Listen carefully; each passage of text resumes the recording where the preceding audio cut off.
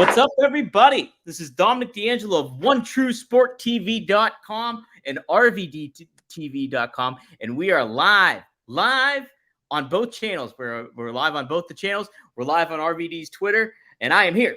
It's right down the middle, episode 5, with none other than FONZIE, Bill Alfonso. FONZIE, how you doing, man? I'm excited to cook it back up again here with you. I am doing great, Daddy. We survived. Debbie hurricanes just come through. We got heavy winds and so much rain, but my house is hardcore, Daddy. We are very good. That's great to hear. Yeah. Oh, man, you were telling me on the phone how nuts that was. Oh, it's crazy, man. We lost several people in some accidents, unfortunately, and a lot of flooding, a lot of people out of their homes. So damn it. But hey, the first aid is right here. We got a great system here, recovery system. We get a lot of help from the United States. They come in and swoop us up and take care of us. That's good. How bad does the hurricanes hit Tampa a lot? Is it a common thing, or is it once in a while during one? Well, we actually haven't been hit 70 or 80 years, a direct hit like they just did at Fort Myers, which is only 140 miles from here south of us. They get a direct hit, devastation, wiped out homes. They're gone forever. A direct hit in Tampa, we haven't had one, but the hurricane season just started, and they say it's going to be a pretty damn good one because they predict that stuff, and they're pretty damn accurate. So we never know. We can go another 20 years when we don't get a direct hit, but when we do, we're in trouble. Oh my gosh. Well, yeah, I'm glad you're okay. Hurricane season is nuts. I lived in Myrtle Beach for 1 year when I was a kid. Oh yeah. And the time we moved, it was like 1999, and it was Hurricane Dennis hit like a couple weeks before while we were there. And then when we actually moved, Hurricane Floyd hit, which was a real big one. And it was like we were 4 blocks away from the beach. It was crazy. It is crazy, man. The one that just bypasses was like 180 miles out from us. And, man, it was crazy here. Crazy. I believe it. Those direct hits, man, they just blow houses away. You never see them again. But, yeah, let's talk about some wrestling, Daddy. Let's do it. Yeah. What I did want to talk real quick, though, is you sent me a video a couple weeks back about an alligator eating your phone. Oh, damn sure did. So I live in a beautiful complex, and there's ponds and small lakes all around us. So there's one about a 2-minute walk from my house. I go and fish there all the time for an hour. I get a little sun, and I catch largemouth bass, big ones, 5-pounders, 6-pounders, 4-pounders. And I release them, and for about an hour and a half, and I come home. So there's several alligators in this pond, and when I catch a fish, the alligator attracts the alligator. They see me catching a fish, they'll come up and grab my fish sometimes, and one was looking at my cooler, so I moved my cooler from the shoreline where I was fishing way back, about 50, 60, 70 feet back. Mm-hmm. So I had a soft cooler, some water in my cooler, a towel, my shirt, and I had my cell phone on top of the cooler. So I catch a fish. I'm bringing in the fish, boy, and it attracts the alligator. So here I bring the fish on the bank. I think the alligator is going for my fish, right? Yeah. And the alligator is super fast for short distance. They can't run for long, but short distance, they are like lightning fast. So I thought he was going for my damn fish, and he bypassed my fish. I mean, he runs right past me. He's 3 feet from me, runs right past me, grabs my freaking cooler with my water, my towel, and my cell phone. Damn it. So he grabbed it and ran back in the water and swam off and ate my damn cooler and cell phone. Now, we're talking about a 250-pound 8 for the alligator. That's pretty damn big. So he didn't know what he had. It couldn't taste good because of the plastic. You know, it was a soft cooler, soft plastic cooler. and a cell phone can't taste that good. I feel bad for the guy, but damn, I had to go out and buy. You know how much a damn iPhone is now with tax, and you get the screen and all that. $1,400 worth of. I told the story to the Apple store where I got my phone. I said, "Hey, is there an Alligator discount?" He loved the story. He loved the story, but he said, "Unfortunately, Fonzie, there's no Alligator discount for you." So I had to pay full price like everybody else. I guess I'm not that special after all. But I am the manager of champions, and thanks to the Alligator, I got the latest cell phone, the most coolest cell phone out there today. It's the Fonzie phone. The Fonzie phone happening. Yep, so the damn Alligator ain't my phone. This was just last week, man. This phone's not even 7 days old. That's unbelievable. Oh, it happened before I went to Cleveland. Yeah, that's right. I went to Cleveland on the 8th. They had the big SummerSlam there in Cleveland, and it was packed. I worked for a company, AIW, John Thorne, once a month up in Cleveland. So he thought it'd be a great idea to run on the Thursday because SummerSlam, and we ran on Thursday. It was a sellout, and WWE allowed some of its guys that broke in with John Thorne, AIW, to come down and not wrestle, but he got in the ring and talked, and the people were electrified, and we had a hell of a show, a hell of a production. And this was on the Thursday night, sold out, steady room only. It was great, man. Cleveland was on fire. Then the next day, in Coldwater, it's about 45-minute drive from the Cleveland airport. I did a meet and greet. There was a ton of guys there from Big Show to Tito Santana, but in my group it was FONZIE, Sandman, who's one of my dear friends, one of my hangout buddies, French on Shane Douglas, and the beautiful eyes up here, Francine. Too, Daddy. Heck yeah, heck yeah. So we did that. We did that Friday afternoon. And then the next day I caught a flight to Miami and did a show for CCW, who I love. They run like 4 shows a month out here in Florida. Wow. It's very successful. They're drawing up to 1,000 people. That's unusual for I don't even want to call it independent promotion or nothing. Yeah, this is like a real, the last of the promotions, man. This guy runs consistently 4 shows a month and draws 700 to 1,000 people. It's amazing, and I'm on all of them. Do they air those like on YouTube or stream them on? Yes, YouTube, you know? Yeah, they have a complete show. They tape a complete show. And yes, on YouTube, CCW, Closely Championship Wrestling, and it comes out every week. Every week they have it, and it's good. I'm featured on it. And now they got me commentating. They like my style. They like it because I'm animated and I got stories. But I'm commentating. I'm the the color guy because we have a real guy like Gordon Soley, and then his sidekick, which would be me. And I'm getting better. And I'm getting better. They love me. How do you like it? How do you like doing that? The commentary. I like it a lot. Yeah. I like it a lot because I'm not going through tables. I'm not getting my head busted open. And it's fun. And I think I add to the show in a cool way. And it's really, really cool, man. And I get a ringside seat. That's it. All the action is very cool. Very cool. Man, that's great. That's great. Who did you manage up in Cleveland? Was it Matthew Justice? Was he there with you? Is that who you when you were? No, Matthew Justice is usually there. Unfortunately, he was on another show. I manage Philly and my man Marino. They're the tag team champions up there. They're badass. Oh, EME, they're badass. They're my boys. Yeah, they do well. And I've managed several different people like. Anybody big name that they bring in, they have me manage them. And Matthew Justice is in and out of there, and I always manage him.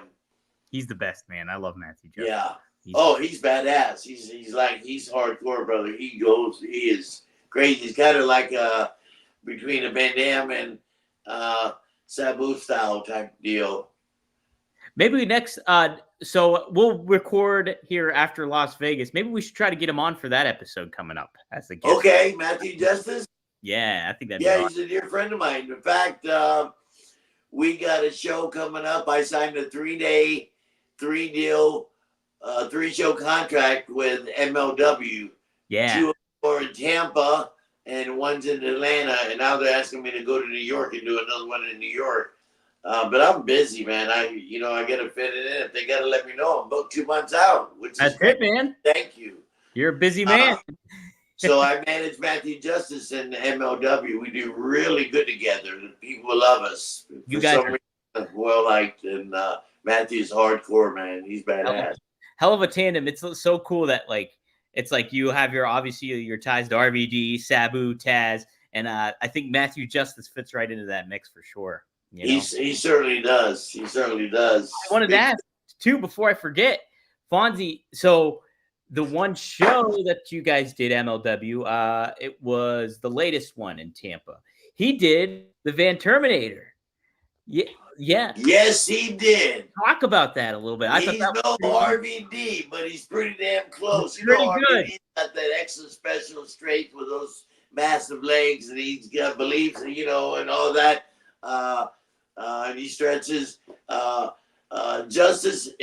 Matthew Justice in his own way, but he damn pulled that thing off, and it looked freaking great. It did. And even then, that rung the guy's bell pretty damn good. I believe it, dude. That match too, Fonzie, was just insane. What they were doing and everything like that. It was a really fun match. Oh, I can't believe some of the stuff Justice does. I can't believe it, man. Because he did they set up a table on the outside, and he was going to jump onto Mads Kruger through that table from a ladder, but the table collapsed, and Matthew Justice did it anyways. He jumped anyways on him. Right. Yeah. Right. You got to be prepared for anything in this business, Absolutely. People think it's so scripted, and it is in a way, but it doesn't go 1, 2, 3 all the time. Things happen. So you got to adjust to it and be smart. He is. Right. He knows what he's doing for sure. I love Matthew Justice. I got some pictures of him and I together. Really cool. Around, we'll pull one out. We'll do one as a giveaway too. Yeah. Badass. And since you want him on the show, I'll have him sign some stuff. Heck yeah, that'd be awesome. So yeah, guys, we're live, obviously. Part of what we're doing here too, Fonzie likes to do a lot of giveaways, and we're going to do our big first giveaway here coming up. I love giveaways. So what we're going to do, Fonzie has a tracksuit. We have several other people already entered into it. And how you do it, look at this thing here. I'm going to pop it up. How you enter, guys, is you enter in a super chat. It can be any price or whatever, but if you get in a super chat, you automatically be entered to win that tracksuit right there that Fonzie's holding. And what we're going to do is anybody that gets in will be entered this week, and then we'll reveal the winner next time we do it, which will be in 2 weeks' time. So get your super chats in right now. It helps out the podcast, helps out Fonzie and me. And then you'll get entered into win to that. And right now we got a few people entered into it. But also, you enter tonight and use the super chat. We're going to give one person here tonight that does it, an autographed picture by Fonzie. Fonzie will pick out my choice, and I got some really cool pics. He'll send. We'll get your guys' information. Whoever enters, if you enter super chat tonight, you're automatic. Look at that one, man. That's the Crimson Mask one. That was a 9-up. Beat Reela's ass. Yeah, that's right. And yeah, so he's got some great ones there. I like the classic referee one too, there, Fonzie. That one. Okay. Can you guys get? Yeah, there's a guy underneath. I'm holding down. Guess who he is? Oh, let's see here. Who is that? Is that Elvis? It looks like Elvis. Let me see. Heyman. Yep, that's the young boy in 1981 or 1982. Wow. To the business, and I was assistant booker back then, and for Florida Championship Wrestling, and I helped him get a spot in Florida. My goodness. And that's why he was so good to me in ECW. He never forgot that. And if it wasn't for ECW, I wouldn't be sitting here doing my own podcast. Because even though I was a famous international 5-star referee and referee world title matches with Ric Flair and Fujinami in Tokyo, 65,000 people, and then been put on the cover of magazines. We're going to be talking about Giant Gonzalez, the largest pro athlete on the planet at that time, There's nobody bigger than him on the planet. So we're going to be talking about him soon. Yes, we will. So, guys, get those super chats in. So, yeah, we're going to give away a pick tonight, right? You said? Yep. We're going to give one of those 8x10s away. It's dealer's choice, so Fonzie will pick it. But anybody that asks a question here tonight, you'll be automatically entered tonight to win it. Well, now win at the end of the show. So get a super chat in, and you're automatically entered to get one of those signed 8x10s by Fonzie. And all of those are great. So definitely make the most of it, fellas, and get guys and gals. And thanks for joining us too. So, and hey, get the word out about the show. Be sure to like, subscribe, and send it out to your friends and enemies. It doesn't matter to me. You get the word out about us, and we'll get things cooking here. But yeah, Fonzie, thank you guys. Thanks, for that. Thanks for everybody that tuned in. Hey, I'm getting good feedback from when I do these shows all over the country and do the WrestleCons and conventions and shows and stuff. Somebody always comes up to me and says, Fonzie, we love the stories. You're so animated telling the stories and stuff. I said, I'm just being me. And they're enjoying it. They're enjoying my stories. Mm-hmm. And man, we had some great ones when we talked about Giant Gonzalez and you in WCW. And yes, holy smokes, we covered a lot of great ground on there. So this week, we're talking about when you guys entered WWF. And it's a big moment. Yeah, I'll tell you how we got to WWF and that. Yeah, started off. How did you guys get there? You kind of talked about it at the end of last episode that we did. But to refresh everybody, we were, Giant Gonzalez and I were working for WCW, Ted Turner in Atlanta, and we had big expenses. WCW had big expenses, and so they brought in a guy who didn't know that much about wrestling, but he knew how to handle companies and expenses and so on. He was going to try to shave so we were making $70 million a year, but we're spending 80 to make 70. It didn't make sense. So they brought Jim Herd, a guy named Jim Herd, some Pizza Hut guy. I don't know. I never met him before. Never heard of him, but he's a big shot in the pizza business or whatever. A big management and, $1 million companies. So they brought him in, and immediately, let me change hats because switch it up, Fonzie. All right, let me see. MLW. Okay, MLW for a minute. MLW, let's do MLW. John Thorne in Cleveland. So they brought in Jim Herd to shave and try to get things where the company was making money. So his plan was he wanted to cut everybody. We were all under contract. I had a 6-figure contract, and the Giant had a bigger 6-figure contract than me. And he said, hey, well, we're going to have everybody take a pay cut, first of all.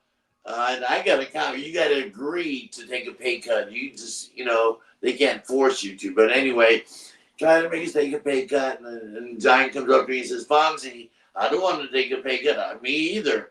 He said, what are our options? I said, well, your options are you can go back to Europe and play basketball for the European. That's how they found him. That's how Turner found him, playing European basketball and brought him over to play for the Atlanta Hawks. But he couldn't pass the inspection for NBA, so they made him a wrestler. So he said, what are options, Fonzie? I said, well, you can go play basketball. You can probably get a contract and a deal in Japan because you're so big. Andre was a smash over there. He loved him. Or you can maybe go to WWF. It was WWF at the time. He said, Fonzie, do you know anybody in WWF? I said, I certainly do. I've never worked there before, but I've worked with everybody. So J.J. Dillon was Vince McMahon's right-hand man. He was assistant boss of WWF.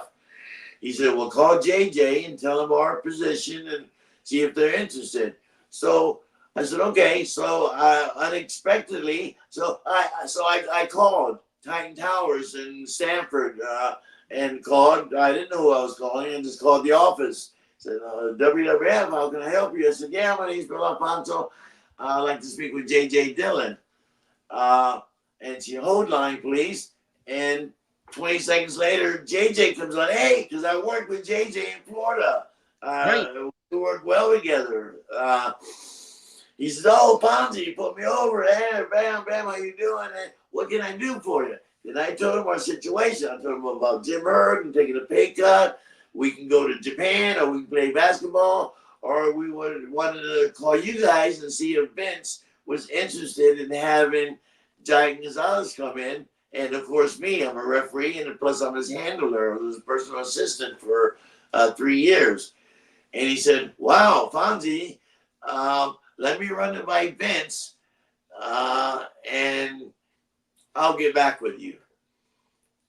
So I said, "Thank you so much." And we hung up, and I was kind of disappointed because I didn't get it confirmed, nothing. And 20 minutes later, the phone rings. It's JJ Dillon. And I said, "Hey, JJ." He said, "Fonzie, Vince is interested. He'd like for you guys to come up and have a meeting. When can you guys come up?" And I said, "Well, the Giant just had a spur taken out of his heel. I had a little spur that he had cut out. So we were off for the next 6 days so he can heal. So we're open." He says, JJ says, "How about tomorrow?" I said, "Okay, that's fine." I said, "But the Giant's got to fly first class because he's the Giant. He can't fit in the coach." So he said, "I'll have our travel agent call you and set everything up." So the travel agent called, and they said, "We're on flight 662. They flew us up both first class. A limo picked us up. Instead of taking us to Titan Towers, they take us to Vince's house. I thought it was pretty cool. So we walk in, there's Vince McMahon in the green suit, real, "Oh, fine, hey," Vince is. Yep. Animated like me. And he puts the Giant over, and he says, "Oh, I know you two. I know you, Fonzie. You're one of the better referees." I said, "Thanks." And so we started talking and stuff, and we told him, Vince, Jim Herd wants us to take us a pay cut, and we're not interested in taking pay cuts. And he said, his exact words, "Fuck Jim Herd. We'd like to hire you guys." And I said, "We're a team. I'm his personal handler, and I referee a lot of his matches, and plus I'm a referee." And he said, great. The Giant says, "Well, Vince, I got to go back to," he said, "Don't even go back there." He said, "Well," the Giant said, "Vince, I got to go back. They still owe me $60,000 on my last check or whatever." And he says, "Don't go back there. JJ, write him a signing bonus for 60 grand. So he gave him a check right there and said, "Don't go back to WCW." So, okay. So the Giant hasn't been home in like 12 months. He lives in Argentina. And this is towards the end of the year. And he tells Vince, "Hey, Vince, I haven't spent Christmas at home in 3 years. I haven't been home in 9 months." He said, "Can I go home and start at the beginning of the year," which was in about 4 or 5 weeks. He said, "Oh, that's great. Yeah, it gives us time to prepare you and think about your stuff and make us that gimmick suit for it. Remember that big freaking suit they made him wear and shit, looked like Bigfoot or whatever?" Yeah. And he said, "Thank you." And he said, "Fonzie, do you want to start with the Giant in 4 weeks? Or would you like to start sooner?" I said, "I'd rather come in and start sooner. That way I'm prepared with your system. So when the Giant comes in, I'm already prepared to know how you guys operate and so on and so on." He said, "JJ, put him to work." So JJ gets his book out, looks at the booking sheet, and starts writing down the schedule for me for the next 10 days. And he writes down this town, that town, this town. Hey, did you know that I was on the first Monday Night Raw ever shot? Really? By the way, that's another cool story. Ooh. First Monday Night Raw, FONZIE was on. So he starts writing these towns out for me, and he writes MSG.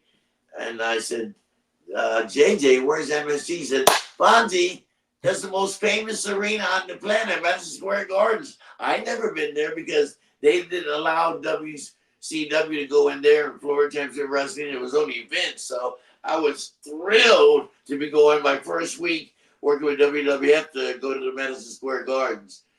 So I got my booking sheet and I started. And I changed the dress code all the other referees got pissed at me. The Hebners and Mike Yoda and all the other referees got mad at me because I walk in to Madison Square Gardens. I'm not a big guy, so if I don't look nice, I look like the audience. You know what I mean? Where if I wore a polo shirt and a nice pair of jeans and Nikes, I coming in, I'd look like the audience. So I get to Madison Square Gardens. I'm wearing a Submariner Rolex, a beautiful fucking suit. I got beautiful freaking luggage. My hair is just perfect. I'm shaving clean, beautiful. So I walk in, and Vince likes everybody there early. So Vince was at ringside. No people inside yet, and all the guys are going over their matches and talking. They're in the ring, and Vince spots me way away. Says, "Fonzie, come here. All you referees, all you ring crew, everybody come here." So Vince had a private meeting with just us. He said, "You see, everybody was wearing. Remember the Zubas? Oh yeah, The Zubas that the Road Warriors had something to do. Everybody was wearing Zubas and T-shirts and Nikes to work and all that, which is very cool if you're Hulk Hogan.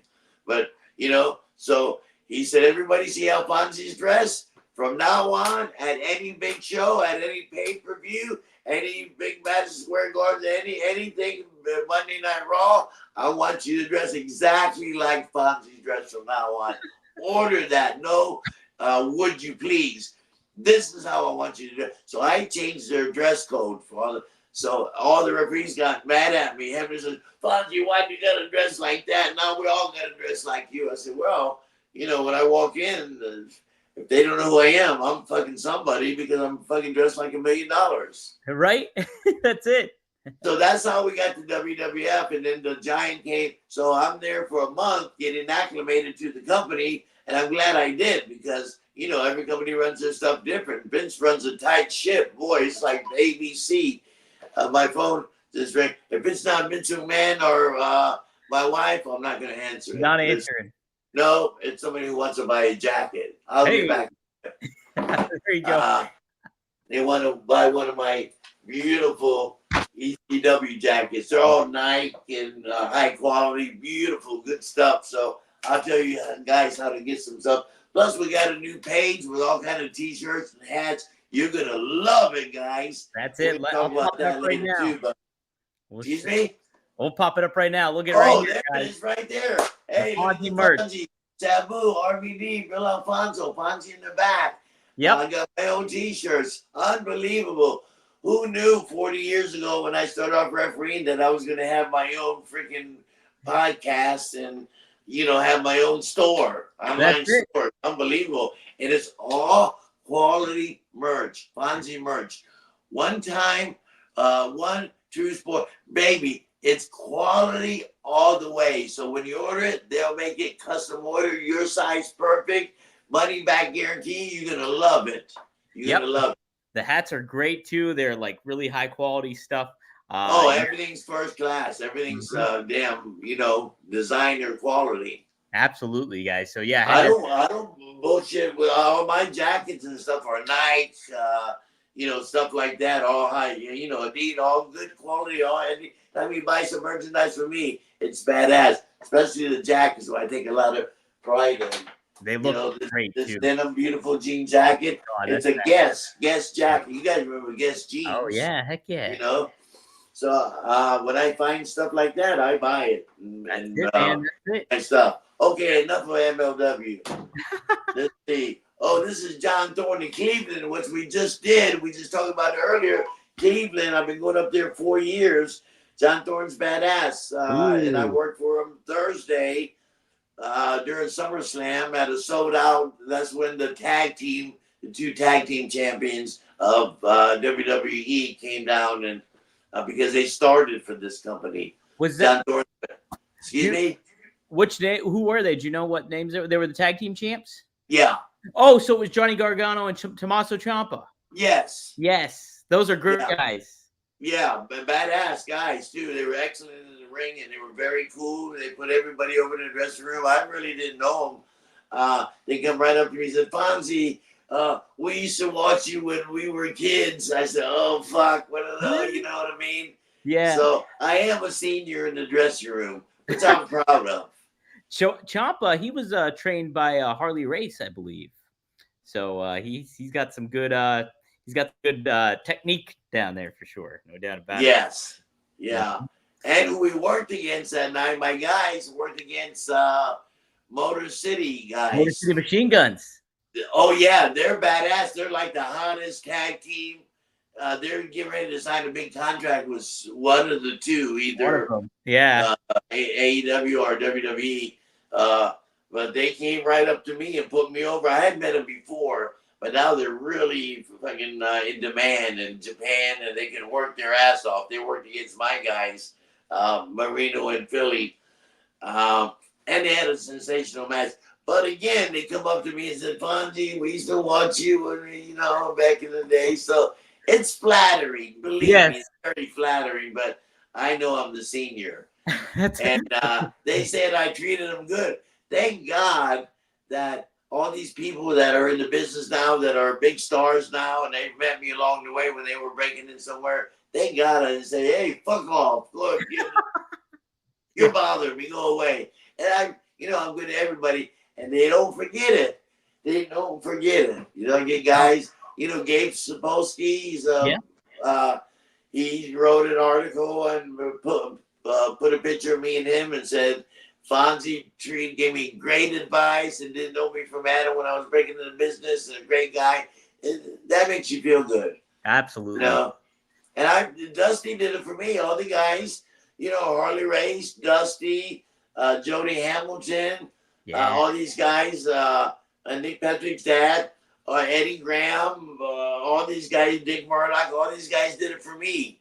Bobo Brazil, Jack and Gerald Briscoe, they did it for me, so I'll pass it forward. Brian Blair, Steve Kerr, all these guys were good to me when I was young, and I'm passing it forward. That's my job. Yep. That's my job, and I like doing it. Mm-hmm. Paying it forward for sure. Hey, so you talked about it. Giant Gonzalez officially debuts in the 1993 Royal Rumble. Harvey Whippleman is placed alongside him as the manager of the on-screen character. Did you get along with Harvey and Bruno? Did you get along? Of course I did. Yeah. Get along with everybody. But I was happy. I wasn't ready to be a manager. I was I was good at refereeing, and I was in the ring with them. I could talk to them and help them through the match, because Giant Gonzalez was not a natural in the ring. He was athletic as they come. He played basketball. He was a big star in Europe, in European basketball. They wanted to bring him in to play for Atlanta Hawks, Professor NBA. But his knees were shot, so they made him into a wrestler. He was never a natural, and he didn't get the business like a lot of guys did. But, so it was tough. So it was good for me to be in the ring with him and help him out and tell him what to do and not to do. And if he got called in position, I'd get him out of it, or, tell him snatch a hold, or, you know what I mean? Don't sell so much. Don't do this, do that. So it was better for me to be in the ring with him that way. And great for Harvey Whippleman. He was great. He could talk. He was cool. Everybody liked him. Small guy, good guy. The Rock and badass too. You don't fuck with the Whippleman. He was a tough little kid. That's what I heard. Yeah. I liked him. I got along with him very well. Be right there. Well, also, talk about the bodysuit and the fake fur and the airbrush abs. Is it the most ridiculous thing you ever seen as a costume? What did the Giant think of it? And at the end, was it a pain to get into and out of? It was a little difficult. You remember that they built him at 8 foot. He was actually 7'7", a 22 size shoe, huge. And it was.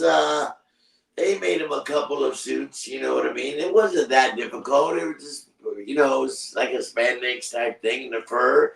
We thought it was a little odd because he had been El Gigante in WCW, you know what I mean? Just wore regular wrestling clothes, but this made him stand out. I guess they want to portray him as like a Sasquatch or Giant Gonzalez, you know what I mean? He was extra.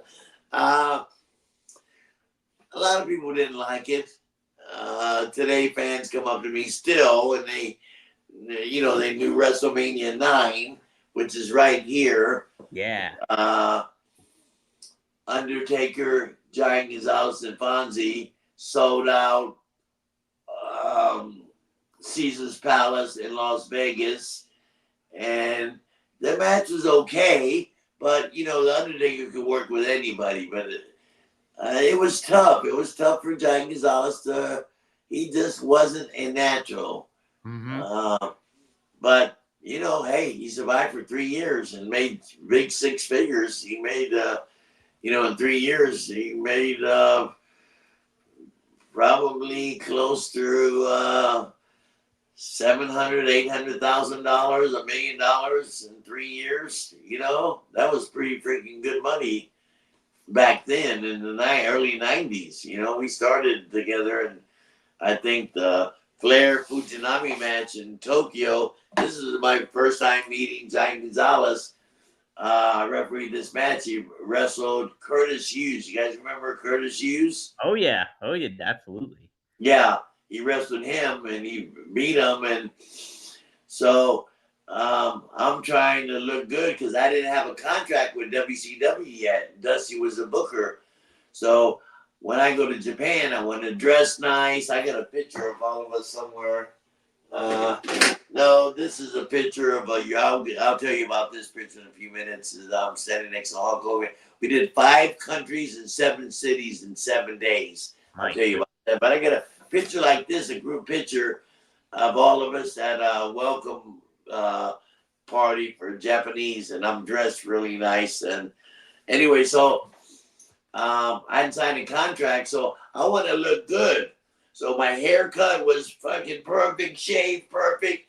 I had a long sleeve shirt with a bow tie, and I had my dear old mom who passed away a few years ago, and I miss her a lot. I had to sew a Japanese flag and an American flag on it. There's a shirt right there. Oh, nice. And brand new designer pants, brand new Nike. So I look like $1 million.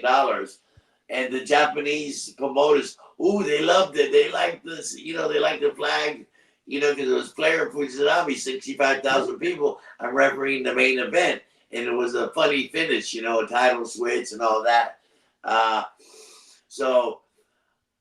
And in Japan, at ringside, usually there's 10, 12, 13, 14 photographers taking pictures. They're allowed at ringside. I mean, they're actually leaning on the apron taking pictures. Right.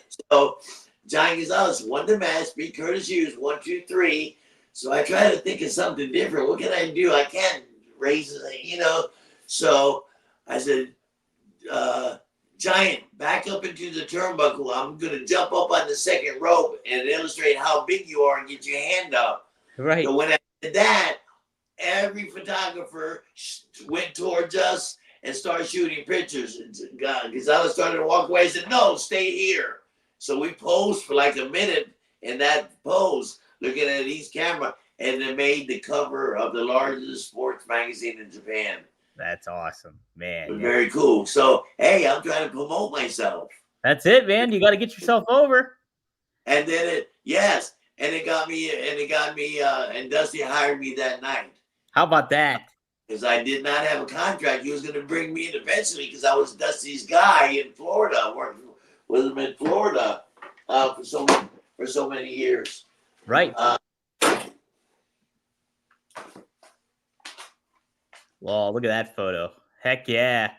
That was in the early 80s. And here's a magazine with me, Dusty, and Kevin Sullivan, God bless him, who's back in the hospital, not doing too good. But hopefully he kicks out pretty soon. And I keep tabs on him. And everybody, best wishes to him. Yeah, big prayers for Kevin Sullivan. Yeah, big guy. So,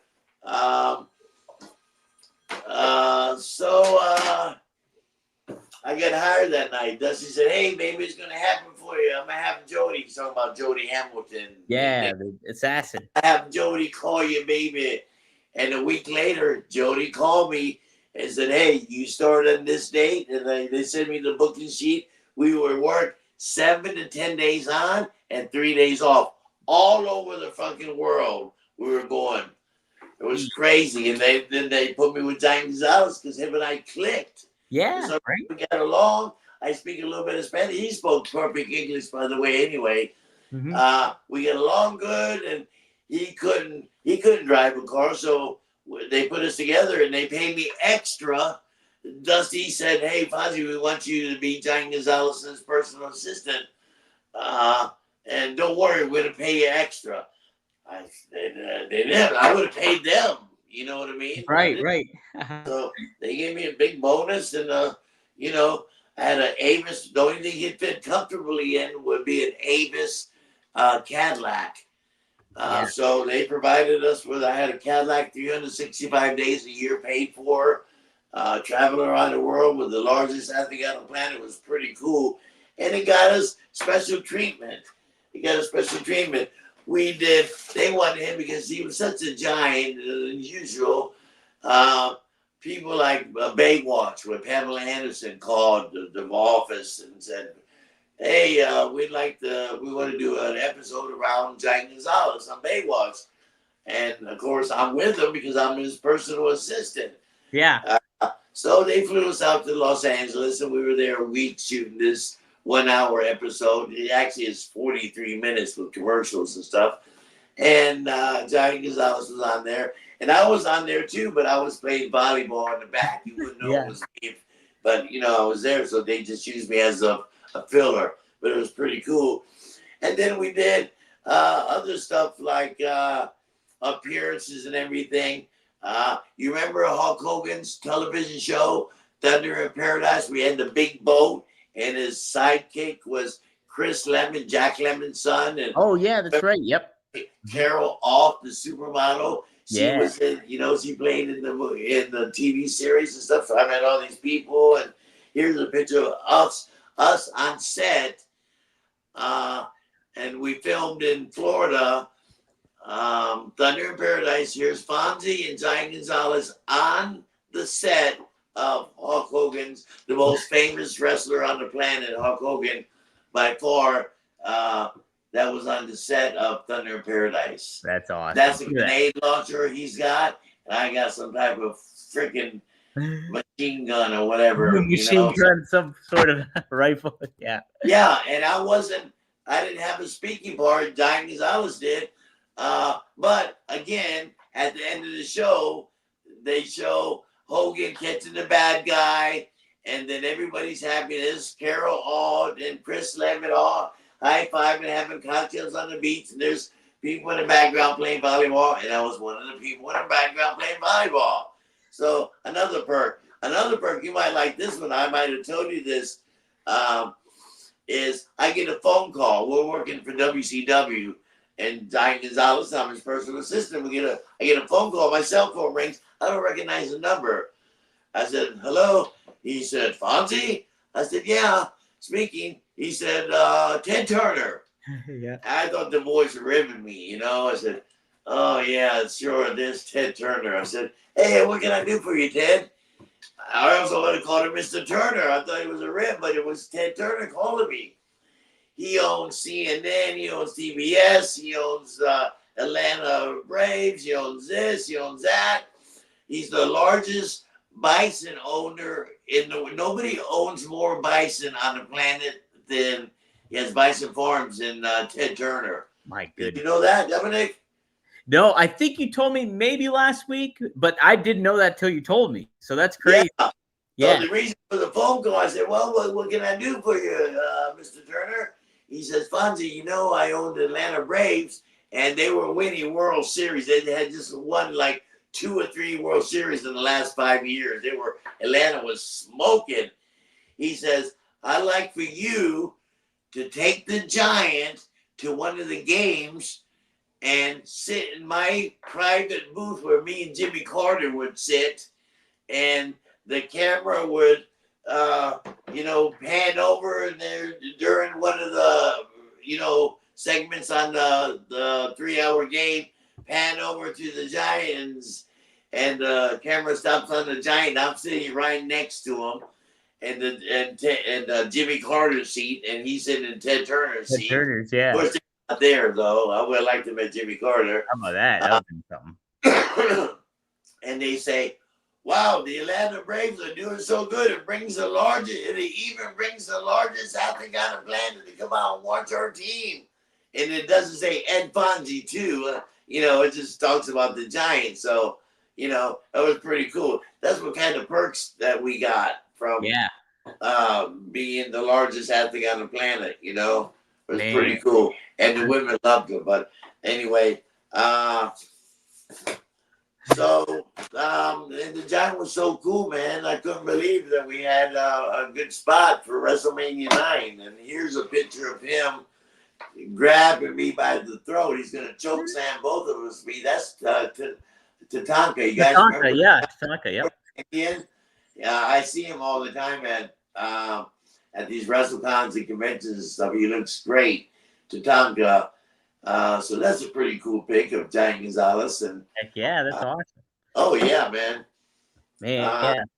We always got different treatment from anybody. We walk into any restaurant on the planet and we get they don't know us from Adam, but he's the tallest athlete on the planet, and plus I'm putting him over too. And so yeah, he's the tallest athlete on the planet. The manager comes over and they'd comp our meals. He'd eat 2 or 3 steaks, and then a lot of them we want to pay. We're making money, but or if they come to a meal, our server is going to get a hell of a tip. We get a $600, and he didn't drink. I drank a little bit, so I'd order a couple of cocktails. Our bill would be $400 or $500 at Fleming's or the famous steak place. Yeah. And they comped it, and I leave the server a couple $100 bills or something. It was pretty cool. So all kind of perks for being a personal assistant to the largest athlete on the planet. No doubt, no doubt. Oh, one of my favorite pictures. Yeah.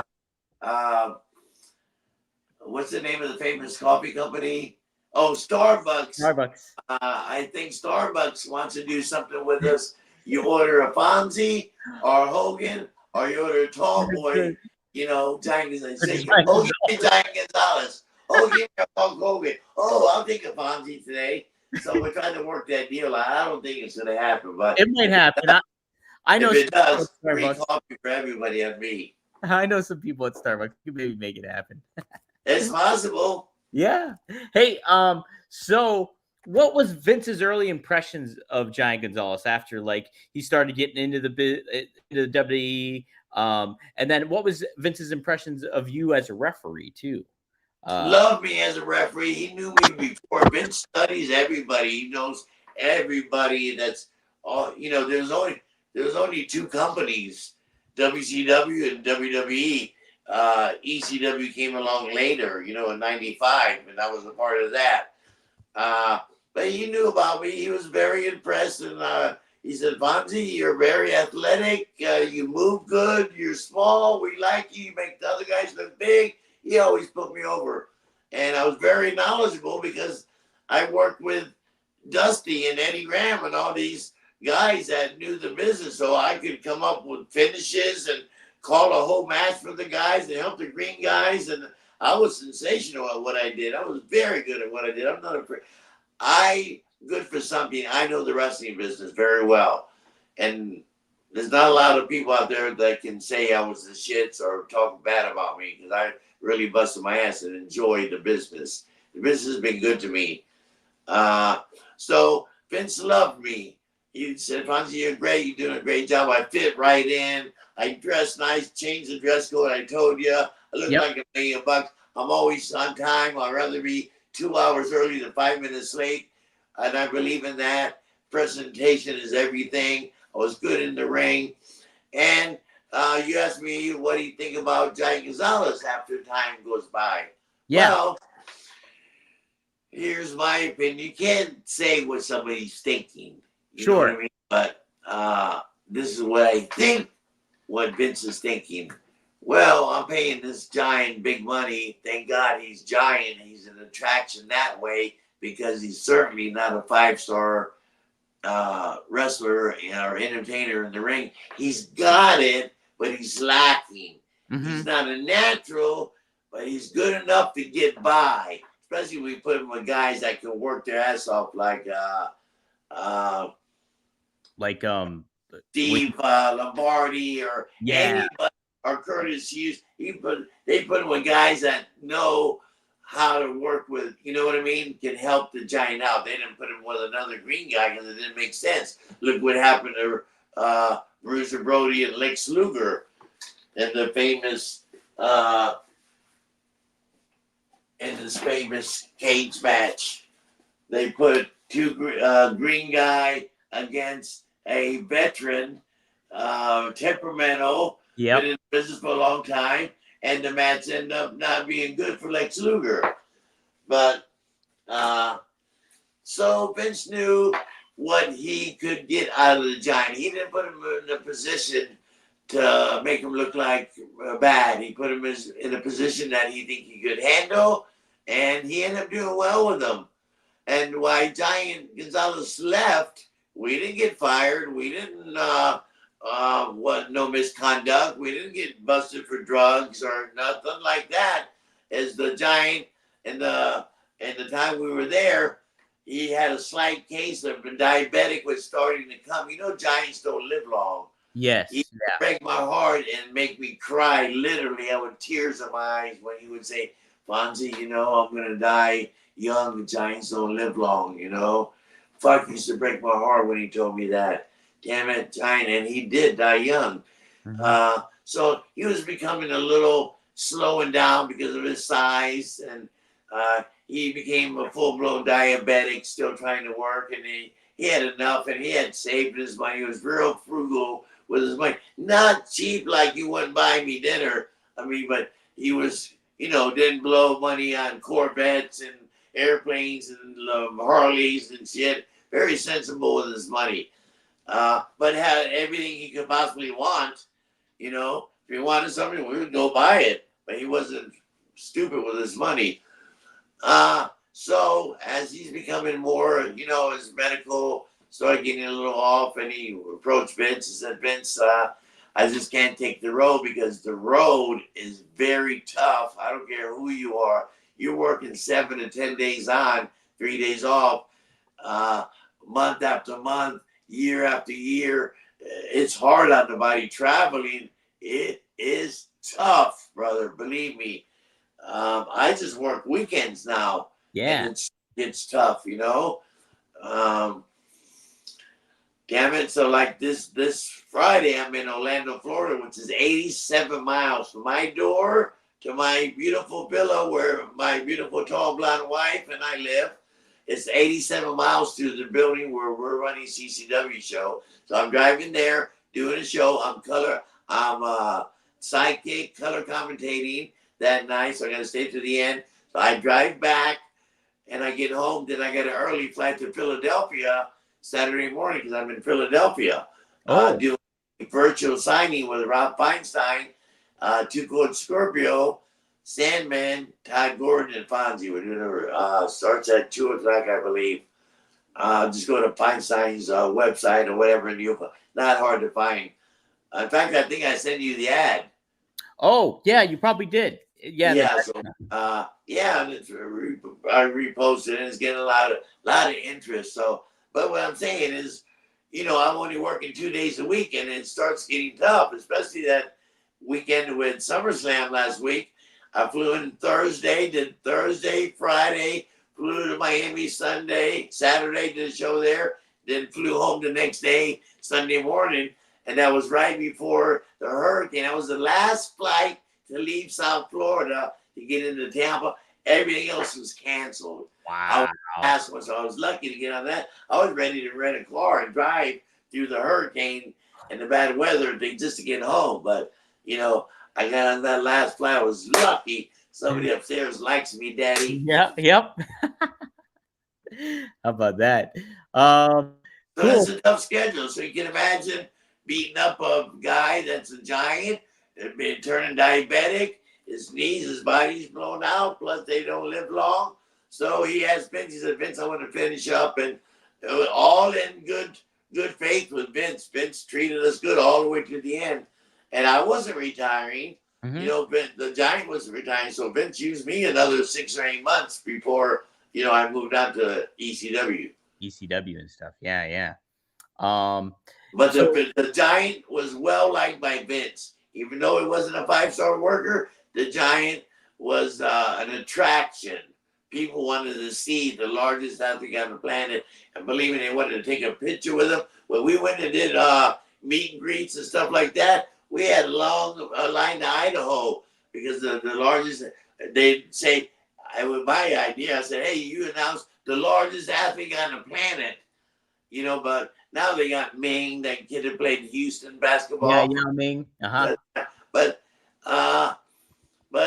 at that time in 91, 92, 93, Giant Gonzalez was it. Nobody made Shaq look like yes. He was a tall kid. This guy was big, unusual big.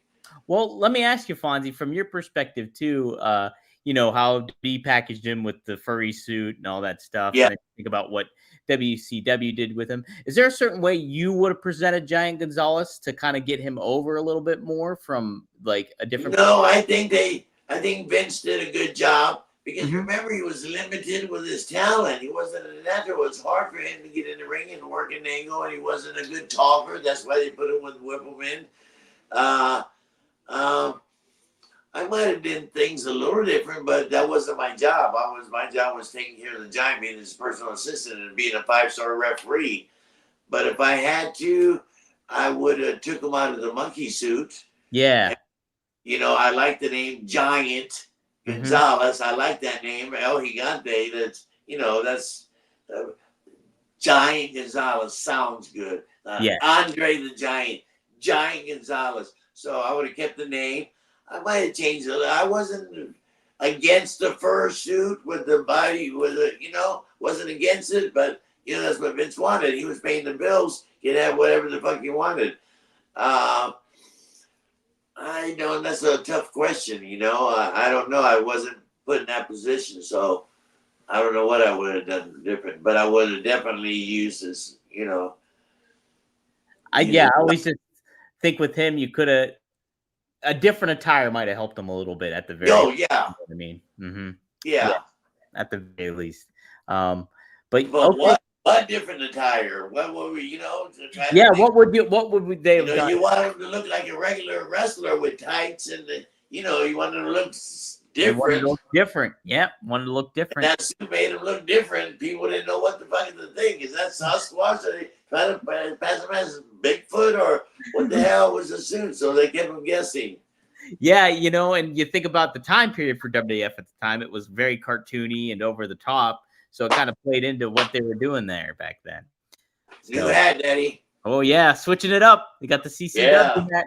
And Coastal Championship Wrestling, Daddy. I am there this Friday in Kissimmee. Coastal Championship Wrestling, color commentating, and we got a hell of a show lined up this Friday night in Kissimmee. How about that, man? Thanks for letting me push my stuff on no problem. Thanks for letting me push my stuff on my own podcast. Yeah, on your own show. Hey, Daddy, I can talk about anything I want. You said it's your show. That's it. So the Undertaker has since said that working with Giant Gonzalez was one of the most difficult experiences in career, and he quoted by saying, "Giant Gonzalez, he couldn't work. He couldn't work." He said he made Giant Khali look like Luthez. What did the Giant think of his matches with the Undertaker? Was he at least having fun, and was Undertaker overall easy to work with? The Undertaker was very professional. He knew he had to handle the match. Undertaker knew what he had to do and called the match and, do the best he can and bring the best out of the Giant. He did, and he wasn't mad at him because, it's not the Giant's fault that they put him in WrestleMania 9, the biggest event on the planet, the biggest guy on the planet, the largest athlete on the planet, and the biggest event against fucking the famous Undertaker. Are you kidding me? Yeah. So Undertaker was very professional, very cool about the whole thing. And he knew he was limited, so, they didn't have him do silly shit like a leapfrog. They did it with, he could do reasonable. Undertaker worked with him and got the most out of him. It was very cool to work with. Thank you, Undertaker, for being so cool with us and helping my Giant keep his job and working. Thank you so much, Undertaker. And I'll never forget that.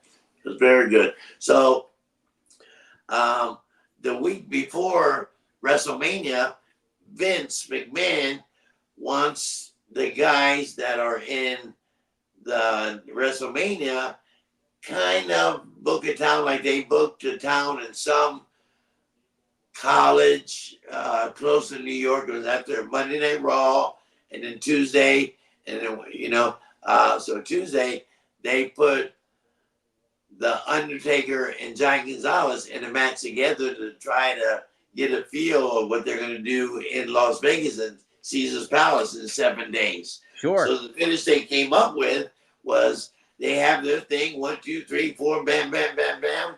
Finally, Giant Gonzalez grabs the referee, which was me, by the throat, picks him up, and choke slams him.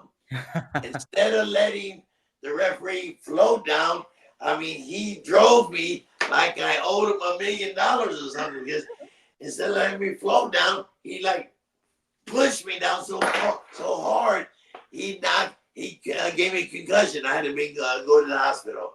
Holy Yeah, he didn't mean to. He did not get it. It wasn't a natural. And I'm his best friend. I'm his personal assistant. We became really good friends other than, I wasn't his personal assistant no more. He never called me that. I was more his best friend. We were on the road 3 years together, brother. You come close. And he didn't like a lot of guys in the car with us. So usually it was just me and him traveling together. Just me and him. We'd never split a room. Never split a room. We stayed at the Marriott. I'm at 102 and he's at 103. Right there. I'd get a phone call at 3 o'clock in the morning. Hey, Fonzie, I'm a little bit hungry. Would you mind going to McDonald's and getting me 6 Big Macs and 3 French fries and a couple of large Cokes? And I said, certainly will. Bam, that was my job. They're paying me an extra big bonus to do this kind of stuff. Yeah. So he said, would you mind? I said, would you mind? Are you kidding me? I'd go to McDonald's and boom, get him his stuff. Or Fonzie, would you mind going there, whatever, and get him? Yeah.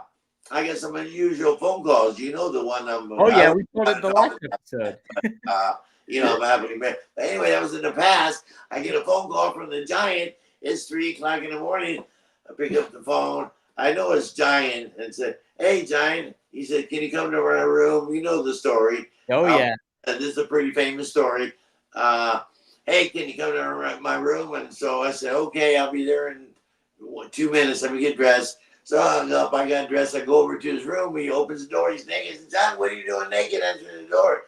He opens the door more, and there's a beautiful blonde. She looked like, I mentioned Pamela Anderson earlier. Yep. This girl looked like Pamela Anderson. She wasn't a girl that, from wrestling that are, there's some type of groupie sometimes as wrestling girls that hang out and just want to be with the wrestlers. They call them something, whatever, but wasn't. He met this girl in the mall. See, they were following us around. They hooked up, and boom. So he had a problem. He said, "Fonzie, would you help me out here?" And I helped him out. You know the story. Oh yeah. I don't want to say it again. They can tune into the last episode that we did. Tune in. You want to hear the rest of that story? You're going to love it, Daddy. It's a great one. It's a great true story. It's true a true story. So yeah, we talk about Hulk Hogan here a little bit. There's a famous backstage clip from this year's WrestleMania of Hulk Hogan and Gonzalez playfully locking up. Did Hulk immediately take to Jorge? Did he look at him as a potential opponent that could have wanted to continue his career in the WWE? Did they ever think of sizing it up with Hogan in WWE? Well, Hogan wasn't working that much in '93 by choice. By choice, but we would work. Here's a picture I was trying to show you earlier, and how I try to get myself over. I'm Bill Alfonso. I don't have 22-inch pythons and blonde hair. I'm small guy, 165, and look average. So when we take group pictures, I let everybody get in position. Then I go stand next to the most famous guy in the group, and just you know how to do it. This is in the London Heathrow Airport. We did a 5 countries and 7 cities in 7 days. So we're all flying home. This is the 8th day after 7 cities and 5 countries and 7. That's pretty hardcore, Daddy. We sold out wherever we went. 2 shows in Germany, 2 shows in London, 1 in France, 1 in Scotland, 1 in Edinburgh, Scotland. But anyway, so this is at the London Heathrow Airport. And you see me right here, standing right next to Hulk Hogan. Oh, there you are. Around me and shit. There's Terry Taylor, Yokozuna. There's all the guys, the Samoans. Let's see, there's Bam Bam Bigelow. I forget the Bastion Booger. Remember Bastion Booger? Yeah, Mike Shaw. Mike Shaw. Mm-hmm. Yeah. Oh, yeah. Mike Shaw. Yeah. Yep. The Stein Boys, Hacksaw Jim Duggan. There's Hogan. Horace Boulder was, you know him? You heard that name? He's Hogan's nephew or something. Yep. There is Papa Shango. Yep. Good father. Brutus Barber Beefcake. And God bless him, Hart. Owen? Hart. So what a tour. There's Tito Santana, Mr. Fuji, and the Red Rooster. Remember the Red Rooster? Oh, yeah. No doubt. Terry Taylor. Yes. So we had a hell of a card. That's a pretty good card, wouldn't you say? Oh, 100%. Look at that lineup right there. Yeah. And this at the London Heathrow Airport in 93. And I'm standing next to the most famous professional wrestler on the planet ever. Nobody as famous as, my wife's a nurse. So we go to a couple parties a year, around Christmas time. She gets invited to some parties and stuff. And I'm mingling with doctors and all kinds of people. And, and they become friendly after a couple of drinks. And they say, "Oh, Fonzie, what do you do for a living?" And I say, I don't want to say the word wrestling. That's outdated. You know what I mean? Yeah. Oh, I'm in the sports entertainment business. Sports entertainment? What's that? And I say one word. I don't say Steiner or Sting or Flair. I say one name. I say, Hulk Hogan. Oh, Hulk Hogan. Then they get it. Oh, you're not. Oh, you're not. Boom. So everybody knows Hulk Hogan's name. You know what I mean? He's a household. The biggest star ever in the business. I would debate that against anybody, but everybody agrees with me. Can you name a guy bigger than Hulk Hogan's name? Not in wrestling. I mean, you can. Right, in wrestling. The Rock now, but, Hulk Hogan's, Hulk Hogan, Daddy. You could mention The Rock, but he's got the credit because of the movie stuff. Like, he was a big star in wrestling. Hogan's only done a few movies. That's it. And then had his own television series, but everybody knows him from wrestling. He's still a household name, and he put wrestling really much on the map. He did. Yeah, I love Hogan. Yeah. I got multiple pictures with him, but I see him all the time. He's got a beat shop 37 minutes from my house in Clearwater. He has Monday night karaoke. Monday night, he's there. Jimmy Hart and all his boys and his kid Nick's there, and it's pretty cool. I can go anytime I want. Hogan brings me right in. Come on, Fonzie. I can't sing. I would never get on stage. Yeah, I was going to ask you, what would be your karaoke song if you had? No, I don't have one. You don't have one? Say if you had to choose. If you had to choose, what would you pick? I don't know. I would choose some Dusty Road song, like David Allan Coe song. There you go. Something, Yeah. Let's see here. Gonzalez would continue to wrestle The Undertaker at live events. Was there any major improvement between the ropes, or was it pretty much decided quickly that WWE would be moving on from Gonzalez as soon as they could with when it comes to like his ring style? They kind of understood where he was at from a wrestling They knew what they had to work with. He wasn't a natural in the ring, so they wouldn't book him in every main event. They would book him. He was an attraction. Mm-hmm. Come see the tallest athlete on the planet, Giant Gonzalez, and himself was good enough. That was worth the money that Vince paid him. The attraction, because he was attraction. We walked through a mall, we walk anywhere we'd go, we would get fucking stared down, and people just couldn't believe how big he is. Yeah. They could not believe how big he was. How did he interact with fans? Did he get like frustrated? Was he pretty good with fans? How did he didn't get frustrated because listen, he was that big when he was 16 years old. You know what I mean? He grew up big, so he's been used to it. He's been used to people gawking and all that. So, and then he started learning how to work. You know how the boys are. We're workers. You know what I mean? So he was good with the fans. And the fans were good to him. He was a respect for them, and they were a respect for him. Now, once in a while, you get a stupid fan Sure. that has something stupid, then but we get right out of it. We don't want to mingle with all that bullshit. We to put us in any situation, and we got in and out of it with ease, especially when we're there, Yeah, right. I know. Hey, you'll run into I ran into stupid fans this weekend in Cleveland sometimes. It still happens. Right? Yeah, it happens, brother. It happens all the time. Absolutely. And we love it when a stupid fan jumps in the ring. They get excited. They get so excited. They jump in the ring because their guy's getting beat up. They think they're going to do something. If this is not Vince or my wife, I'm not answering. Nope. I use Vince as a reference to WWE. Yeah. I know he's not with the company no more or whatever. But what was the question? Just if he got along with fans overall. Oh, yeah. So, yeah, overall he did really good. He didn't mind signing stuff, especially if they come up here and say, "Oh, Argentina," name his hometown, or name something cool about his background, or "Oh, you play ball and European basketball," or we heard they brought you in for the Atlanta Hawks. Oh, he'd talk to the people, and even though if they were just wrestling fans at the arena, that's our job to put them over, put the fans over. But at a mall or something, if somebody come up and they didn't know he was a wrestler, they just know he's a big motherfucker. Am I allowed to cuss? Oh yeah, this is your show, Fonzie. I'm sorry, Daddy. No, you can. I'm not I don't slang too much. Okay, I'll change that to put this Florida Championship Wrestling hat. Heck yeah. So, yeah, he get along well. There's, very few altercations that, and if not, I would jump right in and get him out of it. But nobody wanted to challenge him anyway. Yeah, right. He was big. They were more amazed at his size. Yeah. They want to put his hand up against their hand, and his hand will be like this big, and they're, look like a baby hand. Well, that picture I showed you earlier, look, Hulk Hogan is the big guy. Take a look at this picture one more time. I'm not a small guy. I'm like 5'8.5", almost 5'9".